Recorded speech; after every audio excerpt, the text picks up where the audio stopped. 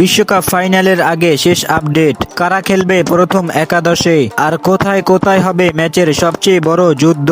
আর মাত্র কয়েক ঘন্টা এরপরেই ফাইনাল আর্জেন্টিনা বনাম স্পেন। এই ভিডিওতে দুটি গুরুত্বপূর্ণ বিষয়। প্রথমে সংক্ষেপে জানিয়ে দিব দুই দলের সম্ভাব্য একাদশ ও ফরমেশন ও ইনজুরি আপডেট। তার সাথে ম্যাচের সবচেয়ে বড় পাঁচটি ব্যক্তিগত লড়াই, যেগুলোই বিশ্বকাপের ফল পাল্টে দিবে।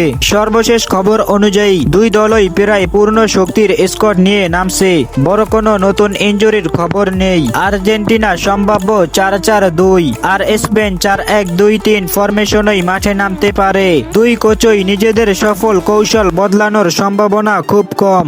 এবার আসি আসল লড়াইয়ে, মেসি বনাম রদ্রি। মেসিকে যতটা সম্ভব বল থেকে দূরে রাখতে চাইবে রদ্রি, আর মেসি চাইবেন এক মুহূর্তের জাদুতেই ম্যাচ ঘুরিয়ে দিতে।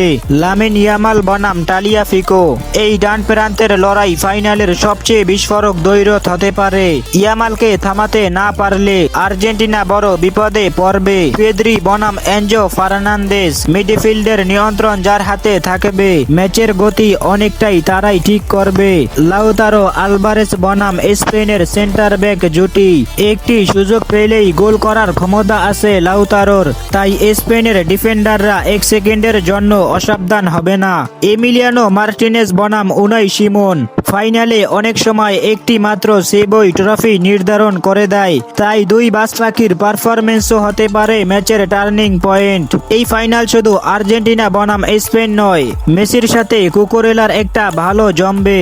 আপনার মতে বিশ্বকাপ কে জিতবে?